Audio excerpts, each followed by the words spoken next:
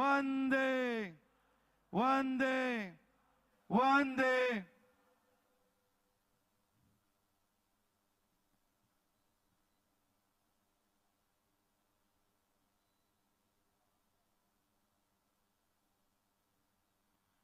आपल्या महाराष्ट्र राज्याचं लाडकं नेतृत्व माननीय देवाभाऊ हे व्यासपीठावर येत आहेत। सगळ्यांना विनंती आहे आपण उभं राहून टाळ्या वाजवून त्यांचं आपण पनवेलकरांनी स्वागत करायचं आहे। काय म्हणताय पनवेलकर? या कार्यक्रमाला उपस्थित असलेल्या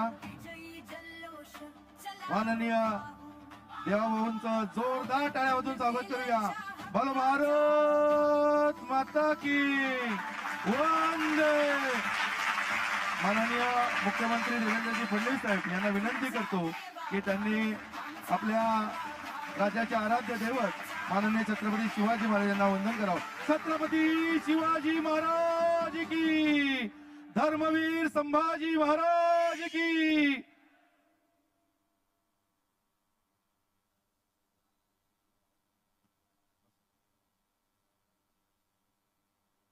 मी माजी खासदार रामशेठ ठाकूर साहेब, आमदार प्रशांतजी ठाकूर, महेशजी बलदी साहेब, आमदार विक्रांतजी पाटील यांना विनंती करतो की त्यांनी आपल्या राज्याचे मुख्यमंत्री, महाराष्ट्राचे खऱ्या अर्थानं डेव्हलपमेंट मॅन म्हणून यांची ओळख आहे असे आपले लाडके देवाभाऊ यांचं स्वागत माजी खासदार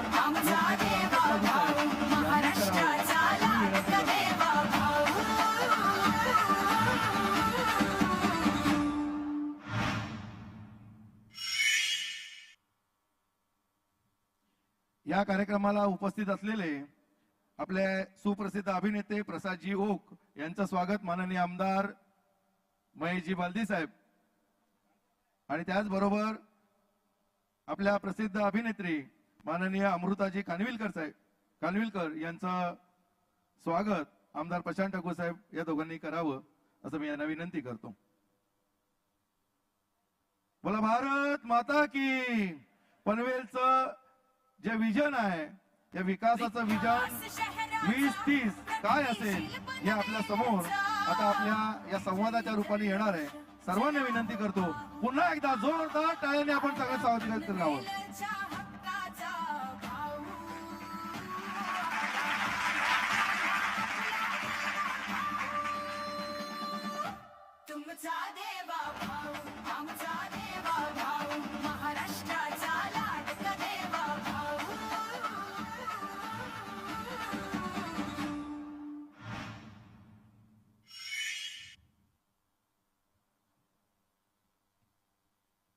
हॅलो,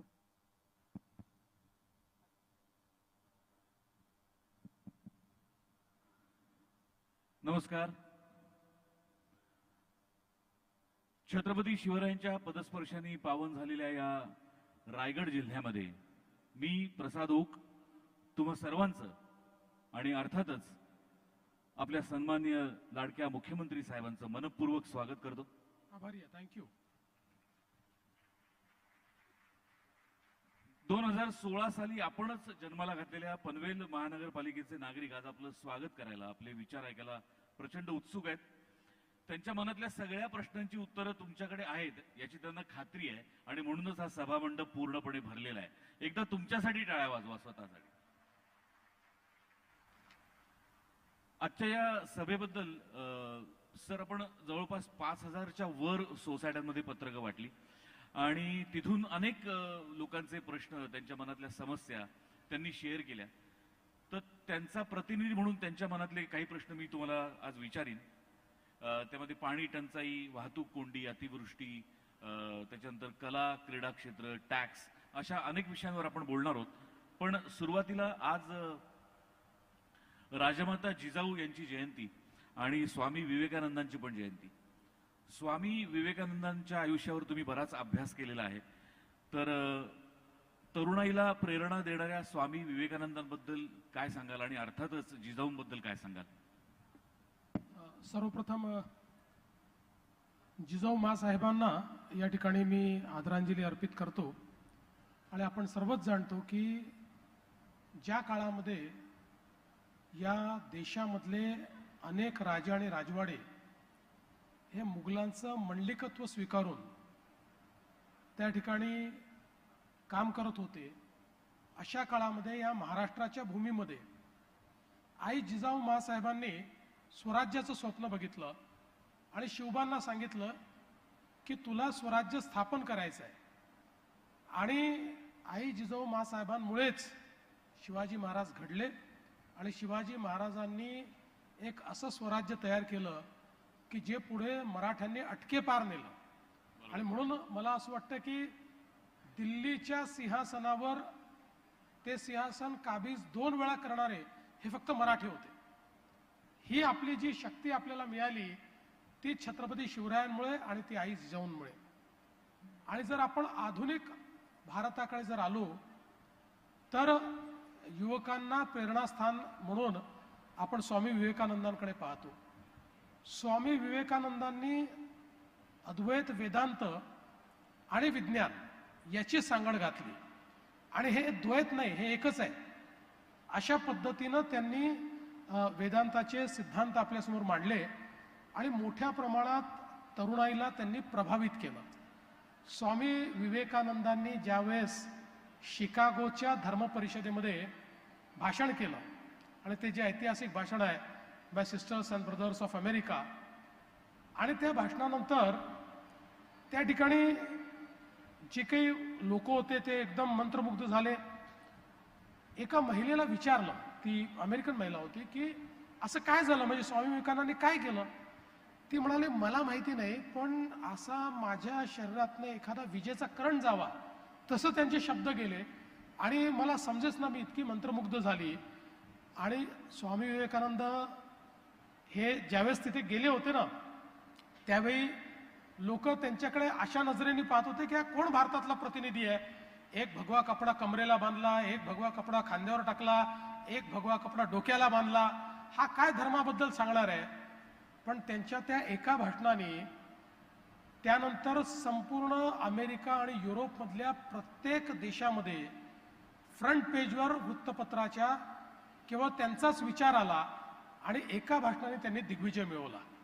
आणि म्हणून ती जी प्रेरणा आहे. आणि दुसरं एक महत्त्वाचं आहे की स्वामीजी काय होते, तर स्वामीजी ज्यावेळेस नॉर्थ अमेरिकेकडे चालले होते त्यावेळी जपानला जाणारे त्यांना जमशेदजी टाटा भेटले त्या जहाजावर. आणि त्यावेळेस त्यांनी जमशेदजी टाटांना विचारलं की तुम्ही पुढे चाललात. ते असं म्हणाले की मी पोलादाची टेक्नॉलॉजी आणण्याकरता जपानला चाललो आहे, किंवा तिथे पोलाद फॅक्टरी लावायला जपानला चाललो आहे, कुठेतरी जपान किंवा नॉर्थ अमेरिका लावायची आहे. त्यावेळी स्वामी विवेकानंदांनी त्यांना 2 सूचना केल्या.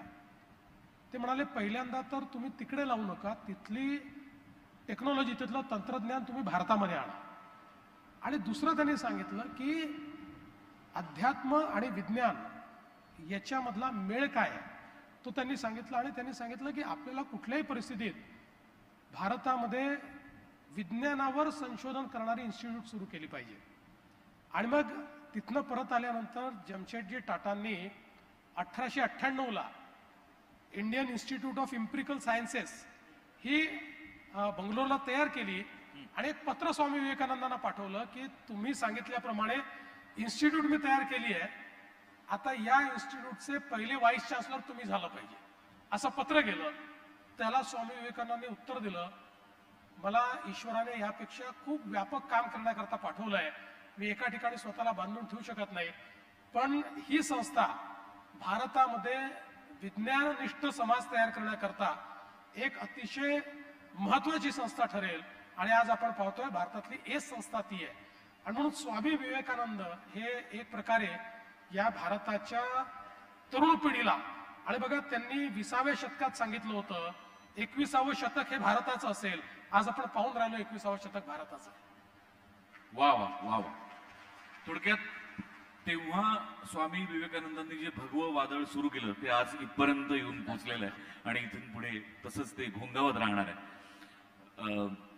देवेंद्रजी, महाराष्ट्रातला इन्फ्रामॅन किंवा जलयुक्त शिवारमधून पाण्याच्या चळवळीचे प्रणेता गुंतवणूक खेचून आणणारा कणखर नेता, अशी अनेक विविध बिरुद तुम्हाला लाभली.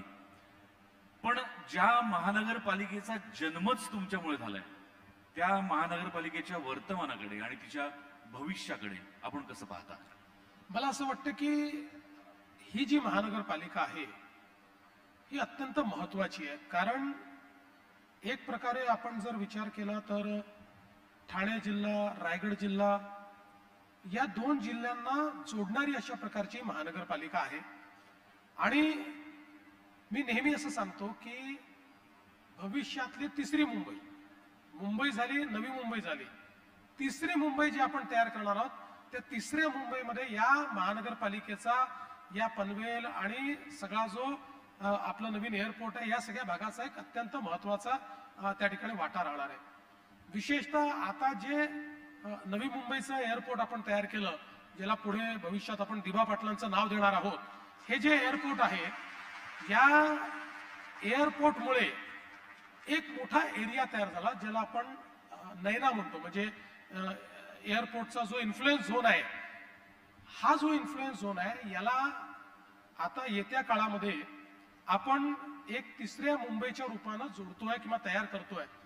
आणि याच्यामध्ये आपण एअरपोर्ट पासून जवळ एक एज्युसिटी तयार करतो, ज्या एज्युसिटीमध्ये जवळपास त्या ठिकाणी 12 हायएस्ट रँकिंग फॉरेन युनिव्हर्सिटीज असतील. त्यातले 7 मी आता LOI देखील घेतलाय, अजून 5 LOI घेत आहेत. म्हणजे ज्या युनिव्हर्सिटीमध्ये प्रवेश घेण्याकरता आपल्या तरुणाईची रांग लागायची, पण 100 पैकी 5च लोकांना मिळायचा, आता तिथे त्या युनिव्हर्सिटी पूर्ण कॅम्पस घेऊन इथे येत आहेत आणि कम्प्लिटली या ठिकाणी त्या युनिव्हर्सिटीज तयार होणार आहे. अशी एज्युसिटी आपण तयार करतोय. या ठिकाणी आपण संपूर्ण टेक्नॉलॉजी आणि या सगळ्या गोष्टीच्या दृष्टीने एक इनोव्हेशन सिटी तयार करतो. ही इनोव्हेशन सिटी जी असेल, मी असं म्हणू शकतो की देशातली सर्वात आधुनिक अशा प्रकारची इनोव्हेशन सिटी असेल. सर्व प्रकारचं इनोव्हेशन आपण तिथे होस्ट करू. आणि टाटा सन्सचे जे एन चंद्रशेखरन आहेत, त्यांनी त्याचं एक हे तयार केलं आहे. आणि होपफुली आता डावोसला सगळे फॉरेन इन्व्हेस्टर्स आणि अशी सगळी आमची एक मीट आहे आणि त्याच्यामध्ये या संदर्भातला आम्ही करार करू आणि एक इनोव्हेशन सिटी आम्ही या ठिकाणी तयार करू, स्पोर्ट्स सिटी तयार करू, या ठिकाणी आम्ही मेडिसिटी तयार करू. त्यामुळे नवी मुंबई, पनवेल आणि नैना असा हा जो परिसर आहे, हा परिसर हे आपलं नवीन ग्रोथ इंजिन होणार आहे. आज तुम्ही बघा की जवळपास भारताचं 65% डेटा सेंटर कॅपॅसिटी याच भागामध्ये आहे. आणि त्यामुळे भविष्यातलं जे AI रिव्होल्युशन आहे, जे GCC रिव्होल्युशन आहे, हे सगळं इथेच आपण कॅच करणार आहोत. आणि म्हणून मला असं वाटतं की हा जो सगळा भाग आहे, हा अत्यंत महत्वाचा भाग आहे आणि पुढच्या काळामध्ये सगळ्यात व्हायब्रंट आणि आपल्या अर्थव्यवस्थेला सर्वाधिक चालना देणारा असा हा भाग असणार आहे. सर, सगळ्यात आधी दावोस दौऱ्यासाठी खूप मनपूर्वक शुभेच्छा. बऱ्याच लोकांच्या नजरा त्या दौऱ्याकडे आहेत, त्यामुळे तुम्ही घवघवीत यश मिळूनच तिथून परत याल अशा शुभेच्छा. आणि दुसरं म्हणजे आत्ता तुम्ही दिबा पाटलांच्या नावाचा उल्लेख केलात विमानतळासाठी, तर उत्सुकता म्हणून विचारतो की त्याला इतका विलंब का लागतोय? नाही, त्याच्यामध्ये प्रोसेसेस पुष्कळ आहेत. काय झालं की मध्यंतरी कुठलीच नावं द्यायची नाहीत असा एक निर्णय सरकारने घेतला होता, मग तो निर्णय बदलला. त्यामुळे आता त्याच्यामध्ये पहिलं स्टेप असते की राज्यांनी रिकमेंड करायचं, ते आता आम्ही रिकमेंड केलंय. आता त्या ठिकाणी त्याच्यावर पुढची प्रोसेस चालली आहे. मला असं वाटतं की आता त्याच्यात खूप जास्त विलंब काही होणार नाही, आपण लवकरच हे नाव देऊ शकू. इथे टाळ्या वाजल्या पाहिजेत. सर, तुम्ही जेव्हा बोलता वर्तमानाविषयी, भविष्याविषयी, तेव्हा ना एक बळ येतं आणि असं वाटतं की हो, हे अगदीच पॉसिबल आहे, कारण तुम्ही ते घडवून आणणार आहात.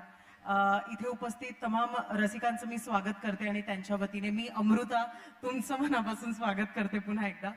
सर, कसं आहे ना की वाहतुकीचे प्रश्न बरेच आहेत, तर ती कोंडी आपण कशी दूर करणार आहात किंवा त्याबद्दल आपल्या काय योजना आहेत? नाही, खरंच आहे की आपण जर विचार केला तर एक प्रकारे उत्तरेकडनं दक्षिणेकडे जाणारा सगळा ट्रॅफिक जो आहे, त्याच्यामुळे या पनवेलमध्ये खूप मोठ्या प्रमाणात सगळी कोंडी होताना आपल्याला दिसते. आणि आता जी काही दिल्ली वडोदरा कनेक्टिव्हिटी आहे, त्याच्यामुळे आपण आता याला एक प्रकारे डिकंजेस्ट करण्याचा प्रयत्न करतो. आणि विशेषतः कळंबोली जवळ आता कळंबोलीचं जे जंक्शन आहे हे जंक्शन आता त्या ठिकाणी आपण रिडेव्हलप करतो. मला असं वाटतं की म्हणजे एक आर्किटेक्चरल मार्वल हे त्या ठिकाणी ट्रॅफिकचं सिम्युलेशन करण्याकरता आणि ट्रॅफिक मॅनेज करण्याकरता होणारे जवळपास 750 कोटी रुपये हे त्याच्यावर खर्च होणार आहे. आपला जो एक बोगदा देखील आपण तुर्भेकडे जाणारा एक तयार करतो. इथनं आपण जी काही एअरपोर्टची कनेक्टिव्हिटी आहे त्या कनेक्टिव्हिटी करता देखील 2 वेगवेगळे मार्ग हे आपण तयार केलेले आहेत. त्यामुळे पुढच्या काळामध्ये खूप मोठ्या प्रमाणात आपण हा जो सगळा भाग आहे हा ट्रॅफिकच्या दृष्टीने डिकंजेस्ट करणार आहोत. आणि त्याचसोबत आपण जर विचार केला तर सिडकोनी नवी मुंबई आणि पनवेल या सगळ्या भागामध्ये जवळपास 59 किलोमीटरचं एक मेट्रोचं नेटवर्क हातामध्ये घेतलेलं आहे. या मेट्रोच्या नेटवर्कमुळे म्हणजे अगदी बेलापूर पासनं हे जे काही सगळं नेटवर्क आहे हे त्या ठिकाणी तयार होणार आहे.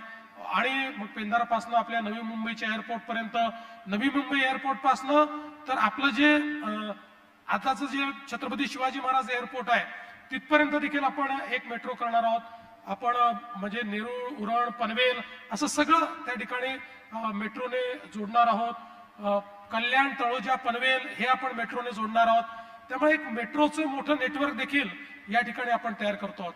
आता आपण बघा समजा उल्वे कोस्टल रोड असेल, उरण कोस्टल रोड असेल, अशा प्रकारचे हे जे सगळे रस्ते करतो आहोत म्हणजे एअरपोर्टकडे आणि JNPT कडे सीमलेसली आपल्याला कसं आणता येईल अशा प्रकारचा आपला प्रयत्न आहे.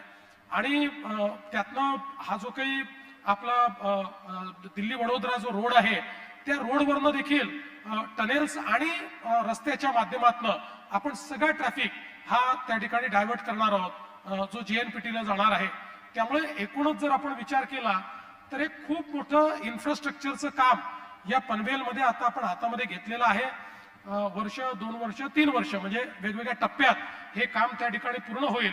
आणि मला असं वाटतं की त्यानंतर निश्चितपणे हा जो सगळा भाग आहे जो आज आपल्याला मोठ्या प्रमाणात त्याच्यामध्ये कंजेशन दिसतंय ते कंजेशन आपण दूर करू शकू. आता तुम्ही बोलता बोलता असं म्हणाल की या विमानतळापासून अंधेरी विमानतळापर्यंत तुम्ही मेट्रो सुरू करणार आहात, म्हणजे ते एअरपोर्ट राहणार आहे थोडक्यात. मी तुम्हाला सांगतो ते एअरपोर्ट राहणार आहे, हे एअरपोर्ट राहणार आहे आणि एक अजून तिसरं एअरपोर्ट आम्ही मुंबईला करणार आहोत. आपण विचार करा, लंडन सारखं शहर जर 3 एअरपोर्ट आहेत, अमेरिकेतल्या एअरपोर्ट म्हणजे काय, आता एका या आपल्या नवी मुंबईच्या एअरपोर्टमुळे आपण या सगळ्या भागामध्ये जवळपास 6 लाख कोटी रुपयाची अर्थव्यवस्था उभी करतोय. 6 लाख कोटी रुपयाची.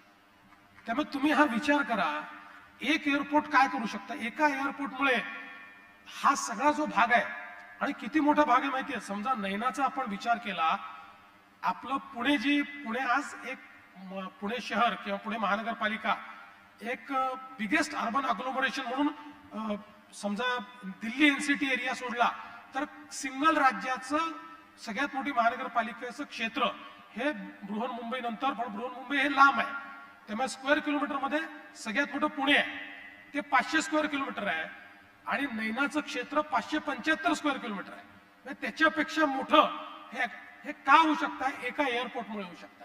हे सगळे विकास आणि मुंबईचं जे एअरपोर्ट आहे सिंगल रनवेमुळे त्या एअरपोर्टला आपल्याला नव्याने कुठलंही लँडिंग देता येत नव्हतं.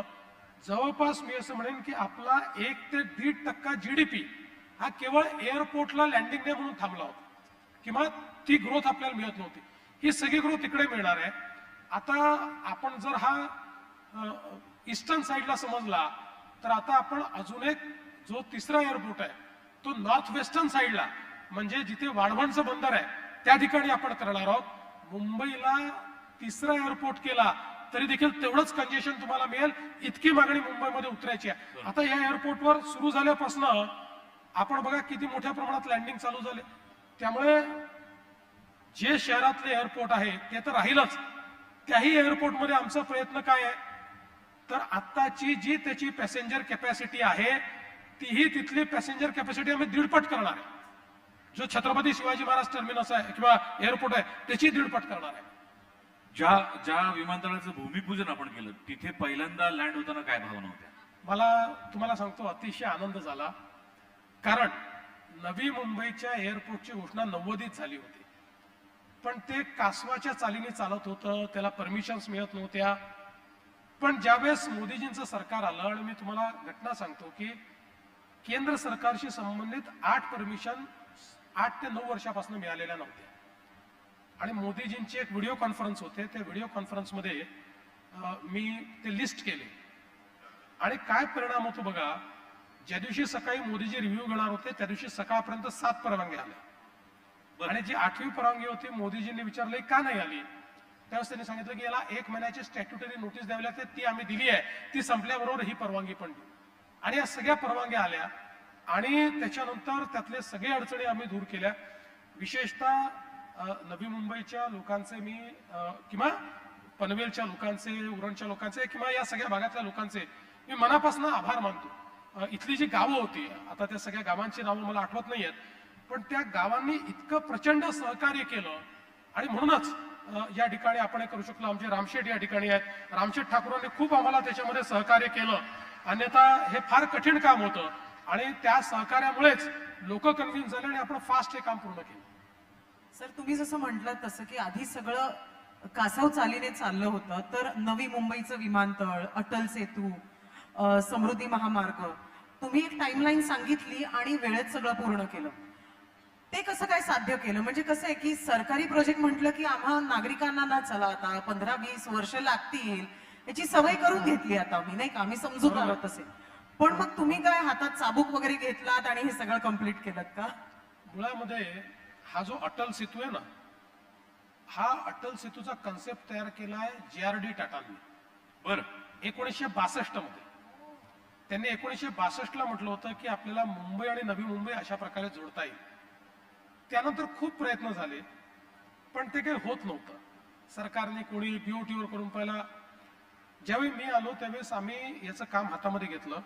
तर हे सगळे जे प्रोजेक्ट मी करू शकलो याचं कारण मी एक वॉर रूम तयार केली होती आणि या वॉर रूम मध्ये आम्ही जेवढे स्टेक होल्डर्स आहेत, कारण एक प्रोजेक्ट करायचा तर त्याच्यामध्ये पर्यावरण आहे, त्याच्यात वन आहे, त्याच्यात CRZ आहे, त्याच्यामध्ये रस्ते आहेत, त्याच्यामध्ये BSNL आहे, त्याच्यामध्ये अजून PWD आहे, असे 17-20 अथॉरिटीज केंद्राच्या आणि राज्याच्या यांच्या परवानग्या घ्या, त्यांचे शिफ्टिंग करा. तर मी या सगळ्या प्रोजेक्टला वॉर रूम मध्ये घ्यायचो, सगळ्यांना एका टेबलावर बसवायचो, तुमच्या काय अडचणी आहेत इथे सांगा आणि इथे परवानगी द्या. असं करत करत एक एक परवानगी आम्ही मिळत गेलो. मग याच्यामध्ये त्या ठिकाणी मायग्रेटरी बर्ड्सचा प्रश्न होता, त्या संदर्भात आम्ही बॉम्बे नॅचरल हिस्ट्री सोसायटी जी आहे त्यांनाच काम दिलं आणि तिथे नव्याने आपल्याला बर्ड सँक्च्युरी कशी करता येईल ते आपण तयार केलं. मँग्रोव्हचा प्रश्न होता, नवीन मँग्रोव्हचा पार्क कुठे तयार करता येईल याचा आम्ही प्रयत्न केला, त्याचं नीट अलाइनमेंट केलं आणि हे सगळं करूनही हायकोर्टात लढावं लागलं, सुप्रीम कोर्टात लढावं लागलं. या सगळ्या लढाया आम्ही जिंकलो आणि मग एक अजून प्रश्न होता की याच्याकरता आम्हाला जपान गव्हर्नमेंटनी पैसे दिले होते, म्हणजे कर्ज दिलं होतं. माझा आग्रह होता की कर्ज मला डायरेक्ट MMRDA वर पाहिजे, कारण MMRDA करताय. मग त्याकरता मला केंद्र सरकारपर्यंत जावं लागलं आणि केंद्र सरकारने कायद्यात बदल करून मला ती परवानगी दिली आणि मग या सगळ्या प्रयत्नातनं शेवटी तो अटल सेतू जो आहे तो तयार झाला. त्यामुळे मला असं वाटतं की ही जी पाठपुराव्याची आमची पद्धत आहे, मुंबई आणि MMR रिजनचे इतके प्रोजेक्ट, आणि म्हणून मी नेहमी सांगतो मी तयार केलेला एकही प्रोजेक्ट माझा नाही आहे. याची कल्पना कोणीतरी केली होती कधीतरी, पण माझं त्यातलं यश काय आहे तर हे सगळे प्रोजेक्ट मी एक्झिक्यूट करून दाखवले. जे नुसते कागदात आणि संकल्पनेत होते ते ऍक्च्युअल डिलिव्हर करून मी दाखवले. साहेब, मुंबईतले सगळे टोल आता फ्री झालेत चारचाकी वाहनांसाठी, पण वाशीचा पण टोल फ्री झालाय. पण मग अटल सेतू टोल फ्री होणार का? नाही, अटल सेतू याकरता टोल फ्री होणार नाही की अटल सेतूचा परतावा जो आहे तो टोलवर आधारित आपण घेतलाय. त्याच्यावर अटल सेतूवर आपण जे काही कर्ज आहे त्या कर्जाचा परतावा त्यातनं चाललाय. पण एकच आम्ही केलं की मुळामध्ये कर्जाचा परतावा देण्याकरता टोलचे जे रेट्स ठरले होते त्याच्या 25% रेटमध्ये आम्ही टोल घेतोय आणि फॉर्च्युनेटली त्याच्यावरचा ट्रॅफिक या वेगानं वाढतोय, ज्या वेगानं वाढतोय त्यामुळे आम्हाला असं वाटतं 25% रेटनी घेऊनही आम्ही डेट सर्व्हिसिंग करू शकू. आणि एकदा कोस्टल रोडनी तो एअरपोर्टला जोडला गेला आणि तिकडे शिवडी वरळी रिंग जी आहे, वरळी शिवडी लिंक ही पूर्ण झाली की माझं मत आहे त्याच्यावरचा ट्रॅफिक हा अजून 50% वाढेल आणि त्यानंतर मात्र आम्ही अगदी डेट सर्व्हिसिंग नीट करू शकू. मुंबई आणि MMR क्षेत्रात स्वयं पुनर्विकासाचा एक नवीन अध्याय तुम्ही सुरू केला, त्याबद्दल जरा विस्तृतपणे ऐकायला आवडेल. आणि इथे त्याचा फायदा होईल असं तुम्हाला वाटतं का, आणि जर होणार असेल तर कशा पद्धतीने होईल? असे की पुनर्विकासाच्या संदर्भात 30 वर्ष पूर्वीच्या ज्या इमारती आहेत त्याला आपण पुनर्विकासाची परवानगी देतो, कारण हे सगळे कोस्टल शहर आहेत. इथे 30 वर्षानंतर 40 वर्षानंतर जुन्या बांधलेल्या ज्या इमारती आहेत, तेव्हाची टेक्नॉलॉजी, तेव्हाचं स्टील, या सगळ्यामध्ये एक थोडंसं एक शंका निर्माण होते. म्हणून परत लोकांच्या गरजाही वाढल्या म्हणून लोक रिडेव्हलपमेंटला जातात. पण मुंबईत असं लक्षात आलं, ठाण्यात लक्षात आलं, रिडेव्हलपमेंट करता बिल्डर ते घेऊन घेतात, तुम्हाला बाहेर काढतात आणि 15-15 वर्ष रिडेव्हलपमेंट अटकून राहतं आणि मग त्यातनं लोकांना खूप त्रास सहन करावा लागतो. आणि म्हणून आम्ही मुंबईतला पहिला प्रयोग केला, सेल्फ रिडेव्हलपमेंटचा आम्ही विषय आणला की सगळ्या परवानग्या तुम्हाला आम्ही देऊ, कन्सेशन्स आम्ही त्याच्यामध्ये दिले, सोसायटीनेच त्या ठिकाणी कॉन्ट्रॅक्टर अपॉइंट करायचा, डेव्हलपरकडे ते जाणार नाही. त्याचा फायदा काय झाला की 600 स्क्वेअर फुटात जो राहणारा होता याला तो डेव्हलपर जो आहे तो 750 द्यायचा, सेल्फ रिडेव्हलपमेंट मध्ये त्याला 1200 मिळतोय, 1100 मिळतोय, त्याचे पैसे वाचतायत, त्याचं डिपॉझिट त्याला जास्त मिळत आहे. आणि म्हणून आता मुंबईत 1600 सोसायटीज या सेल्फ रिडेव्हलपमेंट मध्ये गेलेल्या आहेत. काही पूर्ण झाले. मी स्वतः त्या ठिकाणी फ्लॅटची चावी देण्याकरता गेलो होतो, तर त्यांच्या चेहऱ्यावरचं हास्य पाहून मला अतिशय आनंद झाला. आता सगळ्या MMR रिजन मध्ये, सिडकोच्या क्षेत्रामध्ये आपण आता याची एक पॉलिसी तयार केली आहे, त्याची एक कमिटी तयार केली आहे. आता तो सगळीकडे आम्ही लागू करणार आहोत आणि मला विश्वास आहे म्हणजे बिल्डर्स देखील करतील, पण ज्यांना स्वतः करायचं आहे त्यांना करण्याकरता आणि आपले पैसे वाचवण्याकरता एक संधी आम्ही देतो. सर, कुठल्याही प्रकारची डेव्हलपमेंट नसो तर ना तिकडे नागरिकांची थोडी गैरसोय होते. शहरं विस्तारतात तेव्हा तितक्याच अधिक सोयी सुविधा सुद्धा तयार कराव्या लागतात. म्हणजे एकीकडे पोचायला रस्ते, दुसरीकडे जगायला पाणी, हे सगळं तर बेसिक झालंच, तर ह्या भागात रस्त्याचं आणि पाण्याचं काय नियोजन आहे? नाही, पहिल्यांदा तर पाण्याचं नियोजन हे अत्यंत महत्वाचं आहे. आणि विशेषतः आता पनवेल सारख्या या महानगरपालिकेच्या क्षेत्रामध्ये आपण जो काही नावाशिवाय टप्पा 3 आहे याच्या माध्यमातून जवळपास 65 MLD पाणी इथे आणणार आहोत. हेटवडेमधनं देखील 15 MLD पाणी आपण इथे दिलंय. त्यांनी आताची गरज जी आहे ती भागेल, पण ह्या वाढता एरिया आहे यातली भविष्याची गरज महत्वाची आहे. आणि म्हणून या क्षेत्राकरता आणि सगळा जो MMRचा रिजन आहे याकरता 2 धरणं महत्वाची होती, पोशीर आणि शिला. ही धरणं कोणी करायची? महानगरपालिकेने करायची की कोणी करायची? पैसे कोण देणार? ते म्हणायचे इरिगेशनने करावं, इरिगेशनने म्हणायचं ते MMRDA ने करावं. अशा पद्धतीनं अनेक वर्ष टोलवाटोली चालली होती, धरणं काही होत नव्हते. एक दिवस आता 6 महिन्यापूर्वी मी फाईल बोलवली आणि दोन्ही फाईलवर मी एक पानाची नोट लिहिली. त्यात मी सांगितलं ही 2 धरणं पुढच्या काळात 2050 पर्यंत MMR रिजन आणि सिडकोतल्या ज्या काही महानगरपालिका आहेत त्यांना पाणी देऊ शकणार आहेत. याचं काम वेळेत झालं पाहिजे आणि म्हणून मी याच्यामध्ये आदेशित करतो की हे काम MMRDA ने हातात घ्यावं. डिपॉझिट वर्क म्हणून ते त्यांनी म्हणजे याचा खर्च सगळा MMRDA ने करावा. डिपॉझिट वर्क म्हणून त्यांनी ते इरिगेशन विभागाला द्यावं, एक्झिक्यूट इरिगेशन विभागाने करावं. त्याकरता पैसे उभं करण्याचं काम MMRDA ने करावं. त्याला जी काही बँक गॅरंटी द्यावी लागते किंवा कर्जाला गॅरंटी द्यावी लागते ती कर्जाला गॅरंटी महाराष्ट्र सरकार देईल.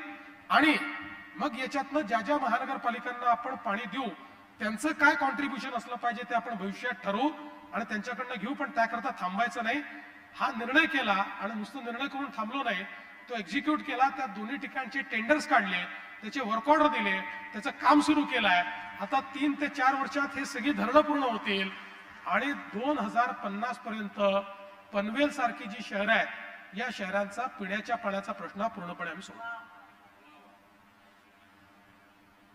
तुम्ही म्हणाला होतात की महापालिका 3,600 कोटी रुपये देणार, पण त्यामुळे महापालिकेवर जर आर्थिक भार आला तर तो भार आपसुकच नागरिकांवर येणार नाही का? कारण ऑलरेडी नागरिकांमध्ये इथे मालमत्ता कराच्या बाबतीत खूप संभ्रम आहेत, खूप कन्फ्युजन आहे. तर ते कसं दूर करता येईल आणि त्याच्यावर काय म्हणजे? नाही, हे पूर्वीचं होतं की जेव्हा शिलारचा सगळा खर्च हा आपण महानगरपालिकेला टाकला होता त्यावेळेस एवढे पैसे द्यावे लागले असते. आता एवढे पैसे द्यायची गरज महानगरपालिकेला पडणार नाही. एक शेअर्ड कॉन्ट्रीब्युशन हे फक्त महानगरपालिकांना त्या ठिकाणी जाणार आहे. त्यामुळे मला असं वाटतं की आता पूर्वीसारखे पैसे काही आम्ही महानगरपालिकेकडनं त्या ठिकाणी घेणार नाही. पण टॅक्सेसचा जो विषय आपण मांडला, खरं म्हणजे या संदर्भात ही महानगरपालिका पहिली अशी महानगरपालिका होती की ज्या महानगरपालिकेने कोविडच्या काळामध्ये शास्ती करामध्ये मोठ्या प्रमाणात या ठिकाणी सूट दिली. अगदी 90% शास्ती करामध्ये सूट दिली आणि वेगवेगळ्या पद्धतीनं लोकांना अपेक्षित अशा प्रकारचं टॅक्स स्ट्रक्चर ही महानगरपालिका करते. कारण शेवटी टॅक्सेस तुम्ही घेणार नाही तर तुम्ही पगार कुठनं देणार आहे? महापालिकेचं इन्कम काय आहे? टॅक्स हे इन्कम आहे. जे घरं आपण बांधतो त्याच्यातनं जे काही प्रीमियम येतं ते किंवा जे काही आपला प्लॅन पास करण्याकरता पैसे येतात हेच महानगरपालिकेचं मेजर इन्कम असतं. पण आता या ठिकाणी अतिशय रॅशनलायझेशन हे टॅक्सेसचं केल्यानंतर देखील मला बघायला मिळालं की आमच्या समोर जे लढतायत त्या लोकांनी एक ॲफिडेव्हिट छापलाय आणि ॲफिडेव्हिट छापून ते टॅक्सेस कसे कमी करणार आहेत आणि कशा पद्धतीनं ते कायद्याचा अवलंब करणार आहेत अशा पद्धतीचं एक त्यांनी ॲफिडेव्हिट छापलेलं आहे. खरं म्हणजे पहिल्यांदा तर त्यांना हे माहिती आहे ते निवडूनच येणार नाही आहेत. त्यामुळे जे निवडून येणार नाहीत ते लोक आश्वासन देताना आम्ही तुम्हाला ताजमहाल बांधून देतो, आम्ही तुम्हाला मोटर गाडी विकत घेऊन देतो असे ॲफिडेव्हिट देऊ शकतात. ॲफिडेव्हिट द्यायला कोणाच्या बापाचं थोडी जातं. एक कागदावर छापावं लागतं आणि लोकांमध्ये वाटावं लागतं. पण ज्या गोष्टी या ठिकाणी आवश्यक आहेत त्या सगळ्या गोष्टी आमच्या महानगरपालिकेने मागच्याही काळात केल्या, पुढच्याही काळात करू. टॅक्सेसचं रॅशनलायझेशन आम्ही करू. पण हे जे काही खोटे आश्वासनं देऊन आणि काहीतरी ॲफिडेव्हिटचा कागद छापून हे जे काही मतं मागतायत यांना मात्र पनवेलकर भुलतील असं मला बिलकुल वाटत. सर, तुम्ही आता कोविडचा उल्लेख केला आणि तो काळ खरंच आपल्या सगळ्यांसाठीच खूप भयानक होता, म्हणजे संपूर्ण जगासाठीच. कोविडच्या काळात एकतर सगळं बंद होतं, पण तुम्ही विरोधी पक्षनेते असूनही सर्वत्र फिरत होतात. इथे पनवेलला तुम्ही 2दा भेट दिली आहे, तेव्हा तुम्ही कुठल्या भूमिकेत होतात आणि घरी कोणाला अशी भीती वाटत नव्हती का, काळजी वाटत नव्हती का? बघा, तुम्हाला सांगतो, कोविड सुरू झाला आणि जसं लॉकडाऊन सुरू झालं तसं माझ्यातल्या नेत्यांनी मला सांगितलं की हीच वेळ आहे जनतेच्या पाठीशी उभं राहायची.